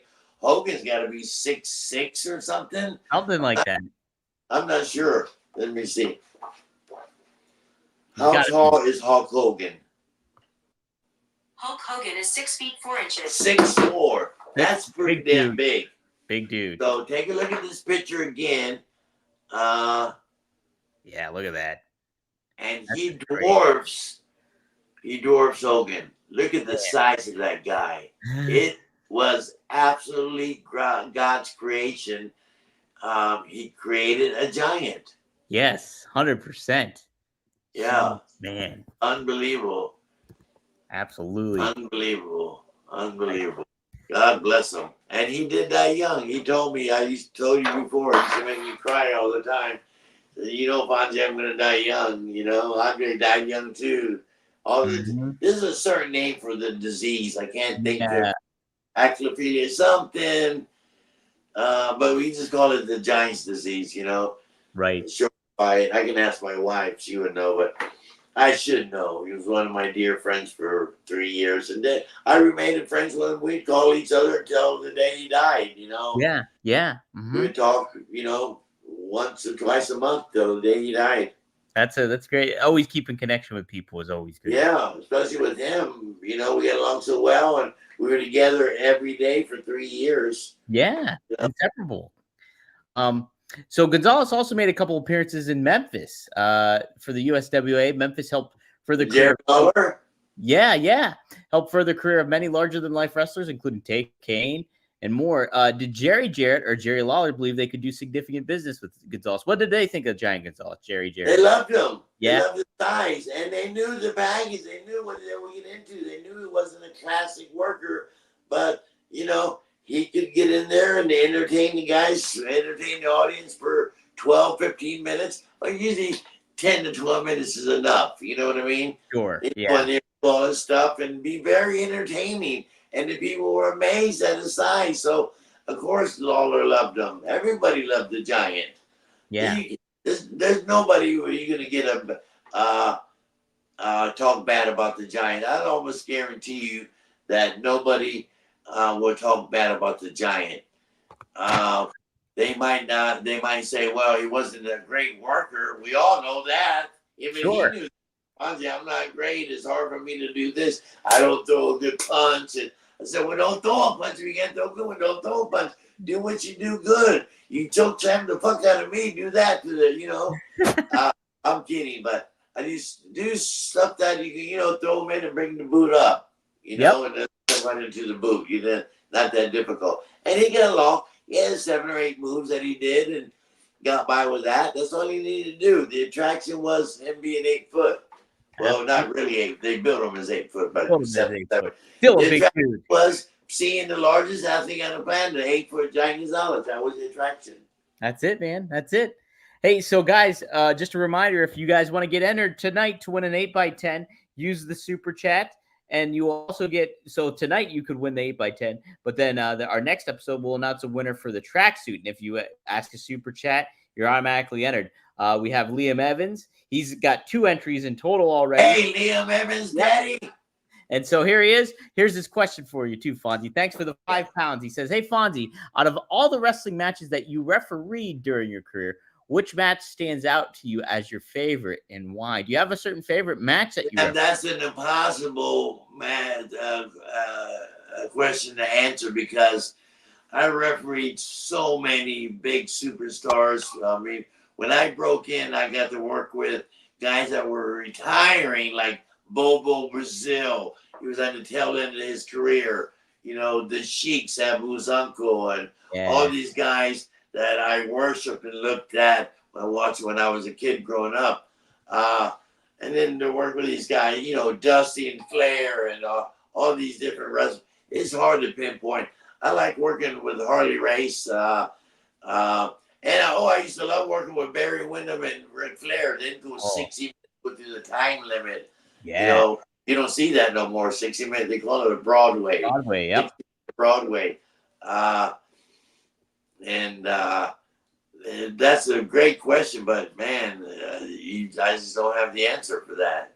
I got the Flair Fujinami match in front of 65,000 people. It was just the setup, and they had a hell of a match. But hey, the referee, the main event in front of 65,000 people in the Tokyo Dome in Japan, and there's Mount Fuji in the background. Pretty fucking cool. You know what I mean? Yeah, that's pretty awesome. Pretty darn awesome. So speaking of a match you refereed, anyway. Yeah, great question, Liam. Great question. Our research guy, Robert D. Felice, he happened to put this note in our notes too. Shawn Michaels and Bret Hart wrestle in a steel cage match that would be released as a home video exclusive in December of 1993. You are the referee for the match. Do you have any memories of that? And Zero memory. Yeah. How about that? See, you ref so many matches. Yeah, no, actually, I'm telling the truth. I wish I remember now. If I watch this, if I see the match and I'm sitting there with you and you and I are watching the match, then I'll remember it and then talk about it and say, oh, they talked about the dressing room stuff and this and that. I would know. But just to say that, I can't think of the match. Also, and Shawn Michaels is badass in the ring. He was kind of a dick but in the ring, he was fucking phenomenal. And Bret Hart, one of the best workers in the business, top 10 for sure. Who's better than Bret Hart? Him and Shawn Michaels, he's had unbelievable matches, great matches. Absolutely. Yeah, Shawn back then, he was a little bit of a different cat for sure when it came to how he handled himself. Yeah, I've seen him since then. I had no problem with him, but a lot of people did. A lot of people didn't like him because he thought he was Shawn Michaels. Did you get along with Bret Hart, though, overall, when you were? Yeah, because I'm old school like him. Yeah. We're about the same age, give or take a few years. We both work territories. We know 60-minute Broadways, and he respected me for Eddie Graham, and him and his dad and Eddie Graham were good friends, and I got to work with all these guys. The famous dungeon and up there where they used to beat the fuck out of the people. But But Bret is badass. I love Bret Hart. I love Bret Hart. He's got a little chip on his shoulder. You know, but I think with wrestling though, I always hear this too. Yeah. It's good to have a chip on your shoulder because you have to prove yourself, and then you also have to have a bit like of an ego in a way to get to be a star that you are, and like wanting to. We were just talking about too how it's like how important it is to get yourself over, and it's that kind of business where you kind of you make friends and stuff like that, but you have to kind of look out for yourself too, and so I always think Bret handled himself like a pro, and it's just I thought he brought like legitimacy to like a certain product during the time. He sure did. He sure did. He was fantastic in the ring. Absolutely. Fantastic. Absolutely. Yeah. He was. And he liked me because came from the same breed. I was taught the same way. Mm-hmm. And we got along perfect. He loved me. Yeah. Yeah. We got along great. When I see him sometimes at these WrestleCons or whatever, he'll break away from everybody, come right up to me, or I go right up to him. Fonzie, hey, we put each other over, and we generally care for each other. Absolutely, yeah. I think he was a great guy, in and out of the ring, and he's had a few beefs with different people, spit on Hogan, on Vince, but whatever. Yep. So hey, I'm getting a lot of messages on my phone. Hey, I'm watching your podcast right now. Great stories, watching you live, and I got 20 or 30 messages right now. Hell yeah, that's great. Yeah. Because of Robbie, I'm from Boston. Hey, I love the Hogan story. This other guy. Everybody's putting. Hey, Fonzie, great stories. You're laying them out good. You're an excellent storyteller. Absolutely. They're enjoying our stuff. Yeah, 100%. It's and we're just Fonzie. The crazy thing about it too is like this is only episode 5, and this is episode 2 of Giant Gonzalez. So we're barely scratching the surface with all the stuff that you've been around on. So it's pretty nice. And I spin off and talk about all kinds of shit. I talked to Dominic earlier. I said, hey, give me a format. We're going to talk about Gonzalez, but we're doing a good thing on Gonzalez, but I get to drift off and talk about this and that. So I'm sorry, guys. That's okay. That's the great thing about it, though. So what else did I want to? Oh yeah. So you mentioned it. Gonzalez ultimately leaves WWE in late 1993, and like you said, you only stuck around as a referee for a little bit while too. Do you wish you kind of stayed on long term as a referee for WWE, or were you happy to kind of? Well, if I stayed there long term,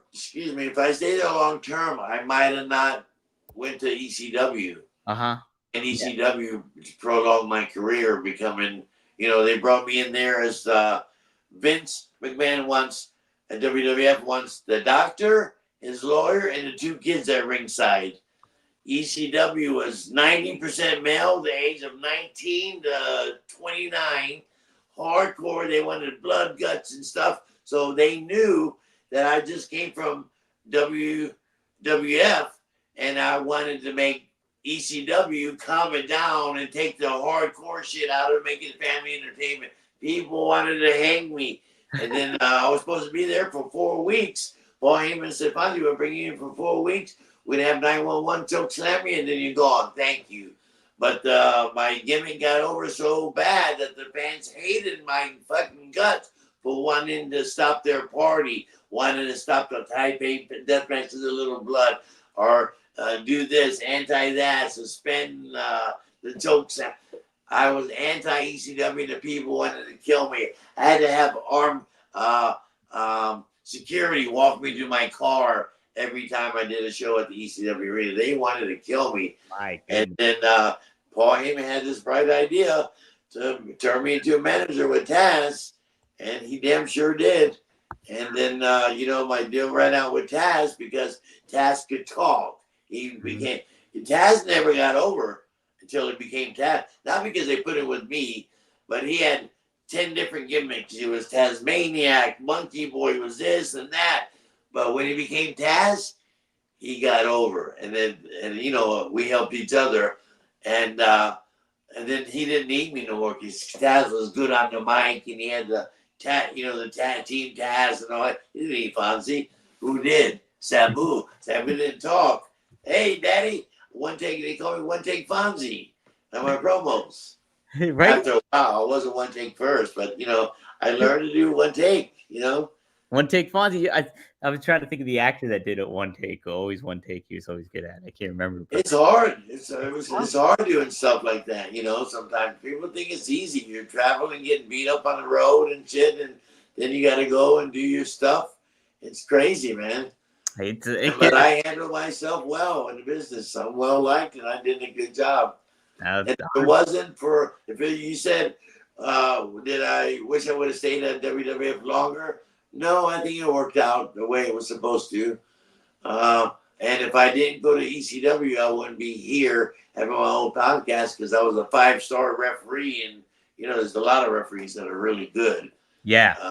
I'm one of the better ones, but there's a lot that are really good. And because the reason I'm here today and I'm working every fucking weekend somewhere in the country and getting inducted to the Cauliflower Alley coming up and doing this and that is because of ECW. Right. Not because I was a great referee. That helps too. Believe me, that helps a lot. But why I'm here is because of ECW. So thank you, Todd Gordon. Thank you, Paul Heyman. Thank you, Sandman, and all the guys at RBD and Sabu for helping me get over and working with me. Thanks to all my people. Thanks to the fans that have treated me really well. I became, I was kind of a heel referee when I brought in. But after a while, when I went with Van Dam and Sabu and we got over, I became beloved. I was more a character than a bad guy. I was, a beloved character. It was like a cartoon character. Yeah, right? I was a cartoon, basically. Well, you think about it, and hey, Daddy. Over the top, but you think about it too, and like you mentioned it, it's like, yeah, if you stuck with WWE, maybe the pay would have been great, and like you would have had a consistent, steady source of income, and like traveled around more and everything like that. But you wouldn't have become Fonzie, like you would have been a referee, and that would exactly. Hey, yep. And I didn't make peanuts in ECW. Todd Gordon made sure I got paid, brother. Yeah. And just working Friday and Saturday, working 2 days a week. Oh my God, it was so good. And brother, I think I made 1 year. I think I made $70,000. Wow. With the pay-per-views. Hey, our first pay-per-view, we did really well. It was a barely legal or whatever it was. 97, yeah. Paul Heyman, I got the picture somewhere. And Paul Heyman says, Fonzie, I got a problem. I said, well, what's the problem, Paul Heyman? He said, I don't know what to pay you. You were in the main event. You were trying to boom. You were this, you were that. I don't know what to pay you. We did well on the pay-per-view. I don't know how much to pay you. I said, well, pay me the same thing Vince paid me for WrestleMania. And he said, what's that? I gave him the number, and he matched it. He gave me a check, the same thing Vince gave me for WrestleMania 9 in Caesar's Palace. Wow, how about that? Excuse me? How about that? That's awesome. Yeah, excellent. I'll give you the figure, but I don't want you to fall off the chair. Right? That he did. He wow. gave me. If I give you a figure, you wouldn't bother. You would say, "No, Fonzie, you're fucking lying." I'll give you the figure. 25 grand. Wow. I make more than some of the wrestlers. Yeah. Well, he was paying me back for a lot of stuff. Mm-hmm. Because we were making a lot of money when we started there. We were, making $7 or $8 million a year, but we're spending $8 million to make $7. You know what I mean? So, right. But finally, I always got paid. I remember maybe some $50,000 years, 40, 30, 40. I was only there 5 years. So I started in 95 till it closed. I think they did 22 pay-per-views, and I was on 21 of them. I didn't do the last one. Wow. Because the company was falling apart there. Yeah, unraveling at that point. I didn't do the last one, but I made fucking great money there. So it wasn't about the money, the issue. I would have stayed with Vince. Of course, I would have made, the 6 figures, but damn, Paul Heyman and Ty Gordon sure paid me good. And you wouldn't have been a personality. You would have just been a referee, and it's like exactly. Yeah. So Now, it, be it sitting all here works. with my fucking partner and having my own store online in the store and, selling jackets and doing this and working every weekend. It was because of ECW. I owe Paul. I Yeah. owe Paul Todd Gordon. Well, let's talk a little bit more about Gonzalez here before we wrap up. Here's a kind of fun stuff. I think you might have talked about this maybe last week or last episode too. Talk about a regular food order from Giant Gonzalez. What was his typical go-to meals? Damn, he liked a good steak. He would go into, we couldn't afford to go. We could, but it wasn't feasible to go into Fleming's and eat $100 steak. You know what I mean? So we'd go to, what do you call those steak places like Longhorn and those like that. And you'd order a couple of 3 pounds of steak. You know what I mean? A couple of baked potatoes. An order at McDonald's. He liked the little hamburgers, just the sliders? hamburger. Yeah. Yeah. Well, they get the Big Mac, they get the quarter pounder, just a regular hamburger. You'd order 20 of them. You know what I mean? Well, look, he had a big body. That big body took a lot of energy to run. Mm-hmm. So, he drank his juice. So he tried to eat healthy, but it's impossible to eat healthy on the road. Yeah. What do you got? Denny's at night and freaking Waffle House at night. Where else can you go eat at 1 o'clock in the morning? Say you do it. You get out of wrestling at 11 o'clock. By the time you shower and shit, you're 11:30 in your car going to the hotel looking for a place to eat. And they got Denny's and, Village Inn and places like that. So, we go to those places and order breakfast and order, 12 scrambled eggs. 4 or 5 pieces of toast, 6 or 7 sausage patties, and and half gallon of milk or something, and he was good to go. He did eat a lot because he was forced to eat a lot to feed that body. Right. He's a big dude, very big dude. It's crazy. Yeah. I was with Kevin Nash this past weekend in Cleveland, and he's a big dude, obviously. Yes. Think about Giant Gonzalez and his size. It's like, oh my God. Yeah, right? It's just crazy. Yeah, well, the perfect example is that picture of Hulk Hogan and me and Giant Gonzalez. Right. Hulk Hogan's 6'4". We just Googled it, 6'4", and a giant in his own way. But he dwarfed the most famous wrestler on the planet. He dwarfed him. Right. Robert asked some other good questions in here too. Did you Okay, Robert. Yep. Did you accompany Gonzalez to his matches in Japan in the mid-1990s? In one match, he teamed with the second Black Tiger, which was Eddie Guerrero. What did you happen to accompany him during his Japan tour? I went to Japan when when we did the tour with the Fujinami Ric Flair, 65,000 people. That was the only time I went to Japan with Giant Gonzalez. Okay. My wife, but went there a couple of times before Gonzalez with Hiro Matsuda, who owned a little bit of Florida Championship Wrestling. He would send me over there. And we would get a lot of young guys like Fabulous Muda. You know Muda? Yeah, great Muda? Yeah. They brought him into Florida and trained a lot of Kendo Nagasaki. A lot of Japanese guys come over. And then would send American guys over there. And then Matsuda would send me over. I've been in Japan several times. And we went there with ECW. Yeah. Yeah, I was there with ECW. Let's see, I do have some pictures from the Japanese. Oh, here it is, right here. Oh. Here is, the famous steakhouse, you name it. Yeah, Rabira. Yeah. So there's FONZIE, Sabu, Tommy Dreamer, the two Dudley Boys, and Shane Douglas. Wow. And Rivera Steakhouse. We all got the. You got the jackets. How about that? That's great. Pretty cool, right, Daddy? Pretty damn cool, right there. So that was ECW. Yeah. ECW. Hey, we were the third company. Can you imagine? We created the third company was WWF and WCW, and WCW had unlimited Ted Turner money, and you know, and the WWF for WrestleMania and stuff. I was gonna show you something. It was crazy about Japan. It's one of my favorite cities, but anyway, I can't remember what I was talking about, but thinking about, but that's a great picture. That's an awesome picture. And I still, let me grab something and show you. It's a jacket that the Japanese office. I'll be right back, Daddy. Okay, no problem.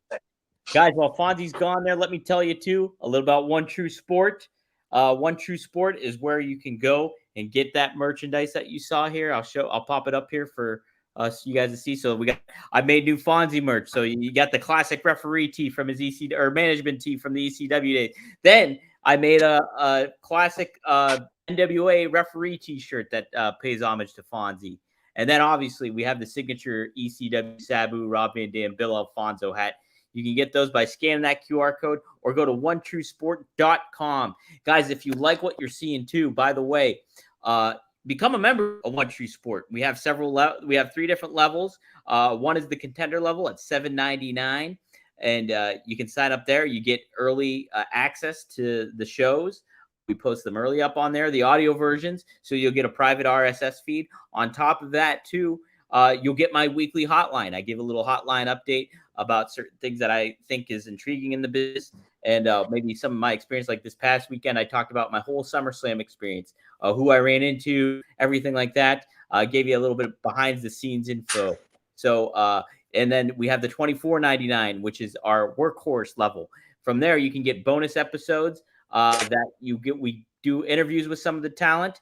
You get to tune in live to a question and answer with me, Marcus, my brother, or Paul Bromwell, or other host of One True Sport.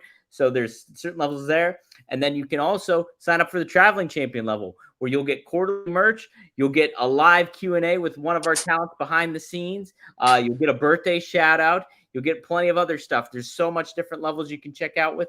Go to onetruesporttv.com, hit subscribe, get the word out about us. We're hoping to grow this thing, and definitely check out, like I said, the Fonzie merch as well. I'll pop that up one more time. You can scan that QR code or go to onetruesport.com and take a look at all that Fonzie merch. We also got RVD merch. We got Sabu merch. We got a whole bunch of legends there. But Fonzie is our only referee that we have right now on the site. So you be sure. Referee manager, Daddy. Call it right down the middle. Right down the middle.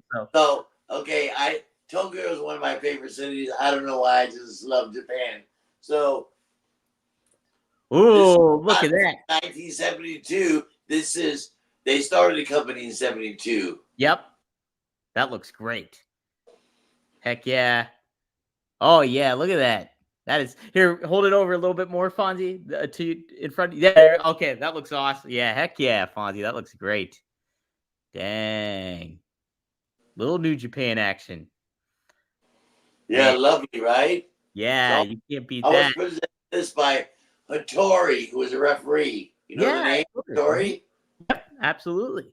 And so my first time in Tokyo, I met him, and then I went over for the big match in 91. I think it was 91, where the Flair, Fujinami, and all that. So you remember everybody was on the kick, the Halliburton's bag, the luggage. Oh, yeah. High Dollar Flair had one. All the big dogs had one. So I just made them. I bought one, a gold one. Did you? It was fucking beautiful, and I bought it for the trip to Japan. You know, look like somebody when I get off the plane. Yeah, I want to be dressed nice and look like somebody. You know, so I got nice luggage, a Submariner, and so on, and a suit, all that. So I get off with and Hattori was having trouble finding one. He couldn't find one in Japan. And he begged me for it. He begged me, please, Fonzie, sell it to me. I give you twice as much what you paid for it. I ended up giving it to him. I gave it to him. And he never forgot that. It was like $500, brother. Yeah. You know what I mean? But so I gave it to him. He never forgot it. And every time, you know, I go over there, he'll give me shit and hook me up. And Hiro Matsuda used to bring him in to Florida when he come to United States and wanted to do Florida, because Matsuda owned a piece of Florida, Right. 10% or whatever is Eddie Graham and all that. And I met Hattori several times, and he would come referee for Florida, because they had an exchange policy with because of Hiro Matsuda, bringing a lot of Japanese young guys, Muda, and all that, and different. So we became good friends, and that's how I got that. He gave me that and several other things, but pretty cool. Well, so Matsuda, obviously, there's that famous story of him training Hulk Hogan, and he broke Hulk Hogan's leg. You damn sure right. Yeah. Did you give us a little bit of your perspective from that? What did you hear about all that story? Well, Hogan didn't tell the story best. I don't want to mess the story up, but they trained him super hard. They try to discourage you. Yeah. You know what I mean? They try to discourage, you want to be a wrestler? Okay, now there's a wrestling school on every fucking corner. You pay your fucking $800 down and so much a month, and you can train to be a professional wrestler. How many make it? Not many, unless you're really talented. But some good guys have come out of those camps, brother. Yeah. But they got some great camps.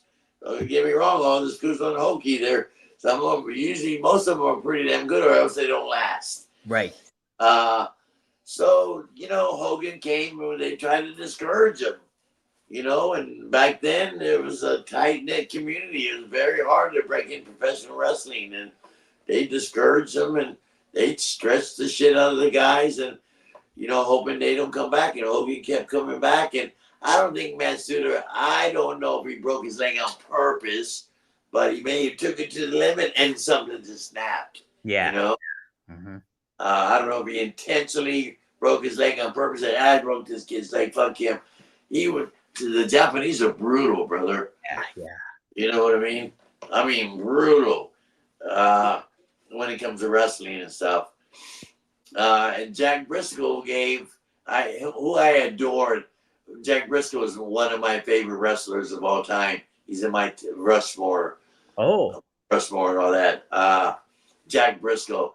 And Hulk Hogan received a pair of blue boots from Jack Briscoe, his first pair of boots in the wrestling business. Wow.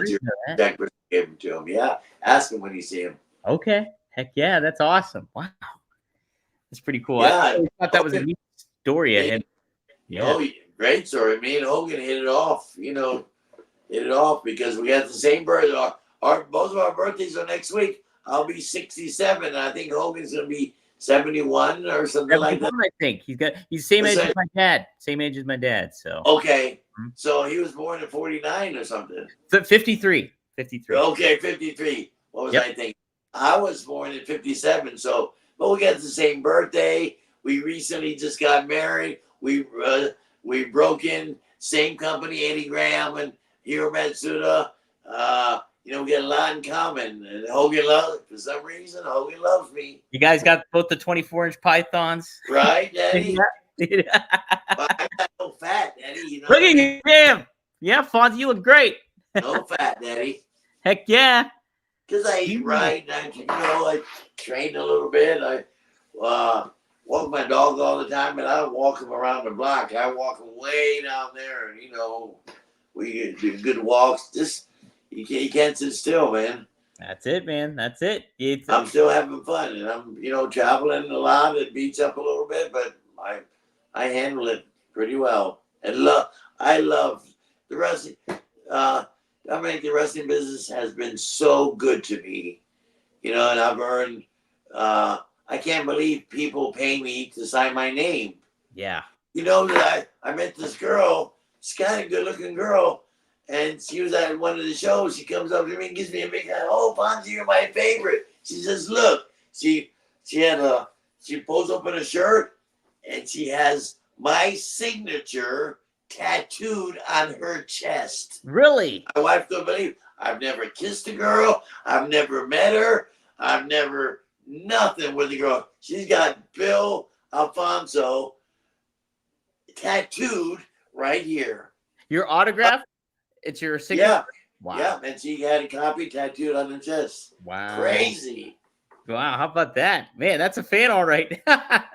Yeah. So But anyway, wrestling has been very good to me. Not just because a girl got my name tattooed on her chest, but wrestling's been good to me. Thank you so much to everybody that I started with and I'm working with now. I get a lot of young guys come up to me and say, "FONZIE, would you watch my match? What do you think? This and that. Why do you think John Thorne brings me in?" And I asked John Thorne this, AIW. I said, "John Thorne, why do you bring me in? You don't have to. You bring me in every show you run. I'm an expense. You pay me pretty reasonable. You fly me. You put me in a hotel. Well, why?" He said, "FONZIE, we like you. You're upbeat in the dressing room. You help all the young kids. You do this. You do that. You bring the morale up." And I say the same thing to Brazilian Giant and CCW. The Giant, why do you bring me in every show? Why? And he told me the same answer. Say the morale, you do good with the kids and you good with the fans. We love you. Now I'm commentating, color commentating. It's another new move for me, and I'm doing really good at it. And I'm like I am now, but watching the matches, hey, Daddy, wow, that reminds me of RVD, or, being FONZIE. Yeah. Oh, it's man. pretty cool. Yeah. The wrestling business has been great to me. All right, my last hat. The last hat. A man of many hats today, Oh, look at that one. Saving a good one there. Where it all started, Eddie. Heck yeah. Speaking of ECW, here, I'll ask you this question before we close out, and then we got a couple of fan questions in too. Okay. So here's a good one. In ECW, Paul Heyman had 911. Were there any discussions about bringing in Gonzalez as your protection for 911, or was there any discussions of Heyman bringing in Gonzalez at all? No, Gonzalez was already gone. He was already gone. Yep. Yeah, he left in late 93 or whatever it was, his last match, and he was gone already, diabetic and all that. He wanted to go home, save his money. No discussion ever. No discussion ever on that. Okay. Let me see what else. Yeah, we'll close it out with this when it comes to Giant Gonzalez. What do you think overall is Giant Gonzalez's legacy in wrestling? His legacy? His legacy. Being the tallest wrestler in the history of professional wrestling. Nothing against Andre. Andre was 7'3" or 7'4", and he was a giant in a different way. Andre the Giant was huge, and he was just like Giant Gonzalez, but Gonzalez had 4 or 5 inches on him, just taller. And Giant Gonzalez never lived to get big like Andre did. Andre filled out, and Andre was still, his body was still growing, like his forehead was, different, his jawbones, his structure was changing because of the Giant's disease. And Giant Gonzalez didn't have that yet. And he was still, and Giant Gonzalez was a good looking kid. He was just big. If you brought him down to 6'8" or something, he was a good looking kid. The women loved him. A Spanish kid, had nice hair and good looking face. He was just a giant, man. So he didn't have a chance to catch that Giant's disease where like Andre, where his jaw was still growing and his head was. Hey, did you see the FONZIE new gimmicks? Oh, yeah. You got one behind you, too. They're like the wrestling buddies. Oh, yeah, Daddy. They look great. Cool. I didn't know what to do with them. I got a friend in San Diego, Jeff. He's got like 500 or 600 customers that he sends a box every month full of wrestling stuff. Yeah. Could be, whatever. It could be stuff like this. So it could be, could be stuff like this. He puts in a box. Oh, nice. He'll send me a case of whatever, anything of me that he puts in a box, he'll send me a case. Look at that. Could be these little pins, a little FONZIE pin. Nice. Could be something like this, and it's this. So he always sends me a case. But I don't know what to do with them. You know what I mean? I got a whole case sitting right there, like a couple of hundred he sent me. So I was thinking of presentations, everything. I was thinking of putting them in like a vacuum sealed bag with an 8x10 sign and a couple of my, I got the playing card or the cards? 6 or 7 cards with, me and Andre, me and Rick Rude, me and Dusty, me and Hogan, me and Flair, me and this. So I was thinking of putting the package together so you get an 8x10 sign of, a great picture like this, like that one. Yep. Heck right?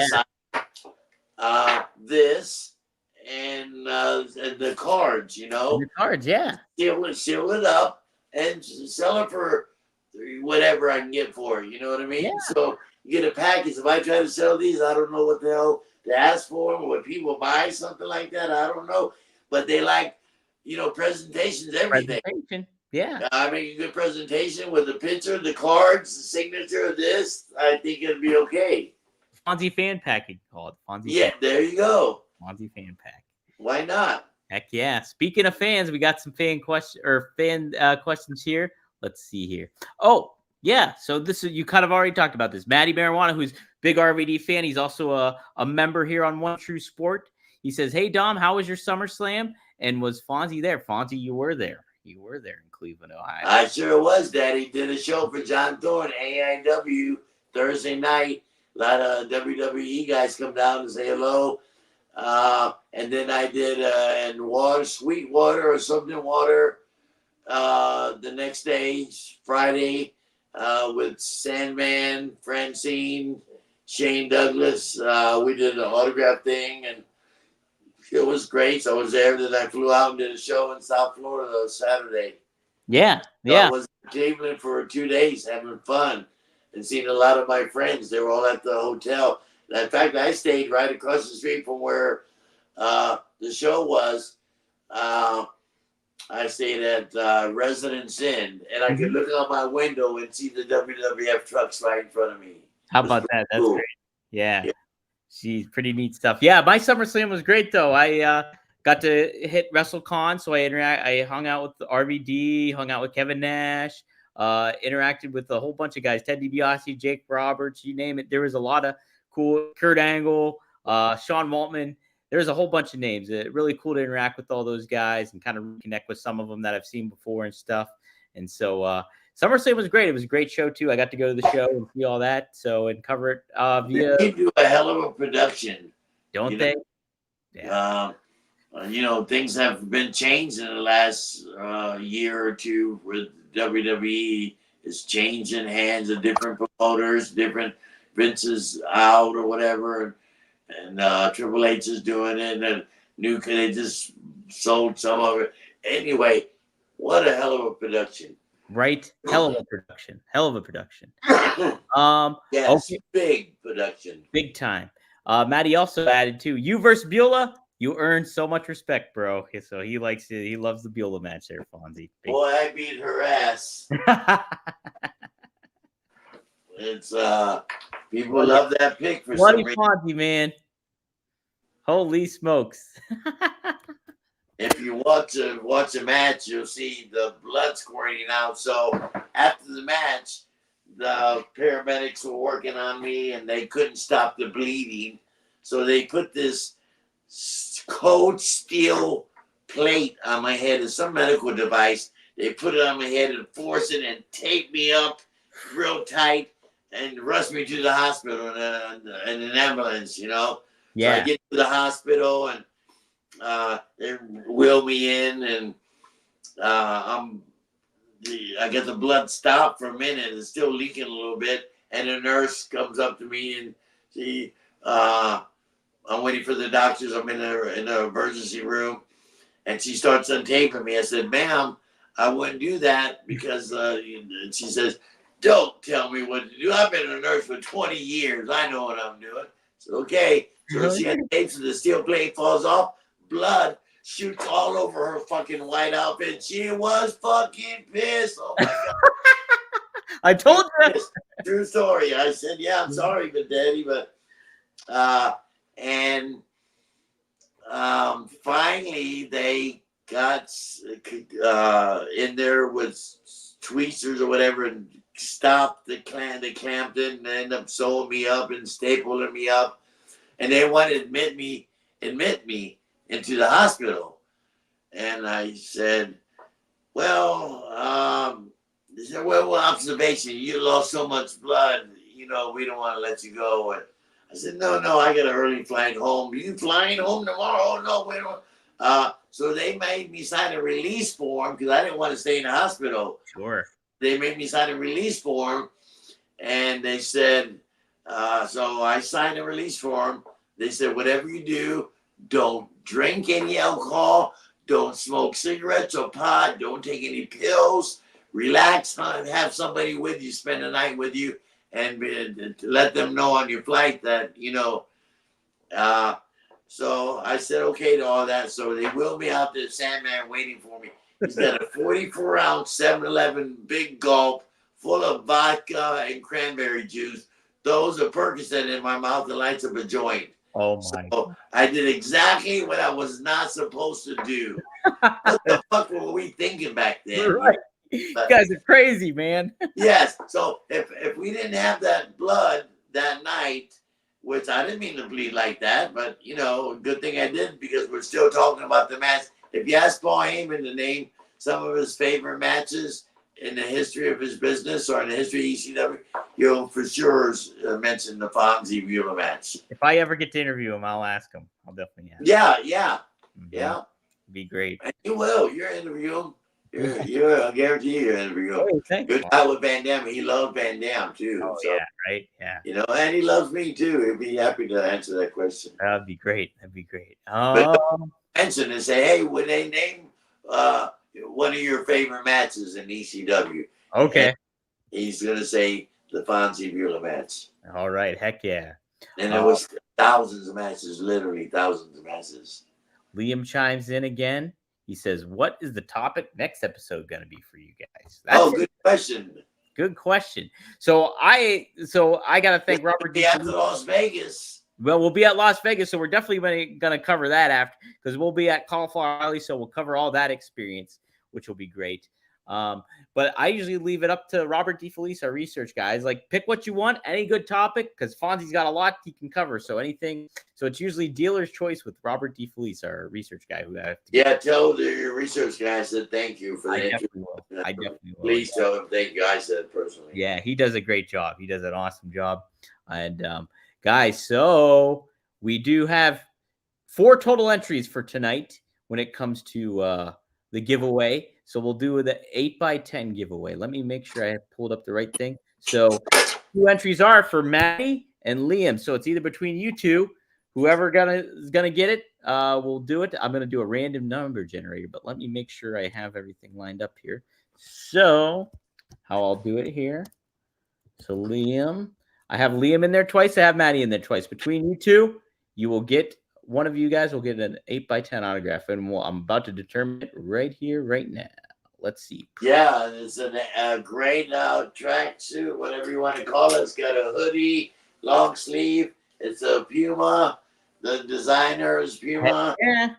And guys, RVD, Sabu, Fonzie, Hardcore Legends Tour with all the paperwork with it and the ECW logo and shit. It's pretty badass, and you got the pants to go with it.